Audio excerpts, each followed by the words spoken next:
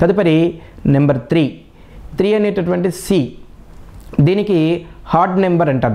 దీని 7 వస్తుందన్నమాట. దీనికి టోటల్ సి అనేటటువంటి దానికి ఈ హార్డ్ నెంబర్ కనుక ఇది ఈ సిలో ఎక్కువగా చిన్న, చింటూ ఇట్లా ఇవి కూడా మనం చక్కగా పిలుచుకుంటూ ఉంటాం ఆ అక్షరాలతోటి.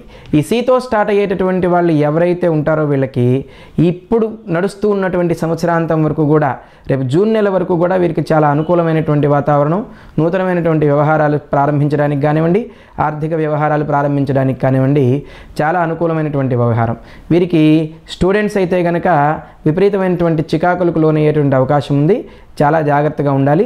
స్టూడెంట్స్ ఈ సితో స్టార్ట్ అయ్యేటటువంటి వాళ్ళు, నేమ్తో స్టార్ట్ అయ్యేటటువంటి వాళ్ళు ఎవరైతే ఉంటారో స్టూడెంట్స్ వాళ్ళు తప్పనిసరిగా సరస్వతి అమ్మవారి యొక్క ఆరాధన కానివ్వండి, విఘ్నేశ్వర స్వామి వారి యొక్క ఆరాధన చేయడం మూలకంగా వాళ్ళకి ఉత్తీర్ణత ఫలితాలు పెరుగుతాయి.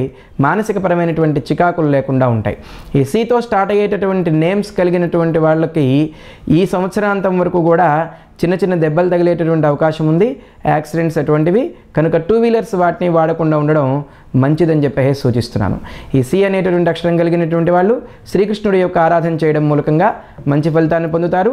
పెసలు నీళ్ళలో ఎక్కువగా వారంలో ఒకసారి బుధవారం రోజున పెసలు దానం ఇవ్వడం కానీ, లేదు నీళ్ళలో ఒక 100 గ్రాములు పెసలు వేయడం చేత కూడా మంచి ఫలితం అనేటటువంటిది వీరికి రావడం జరుగుతుంది.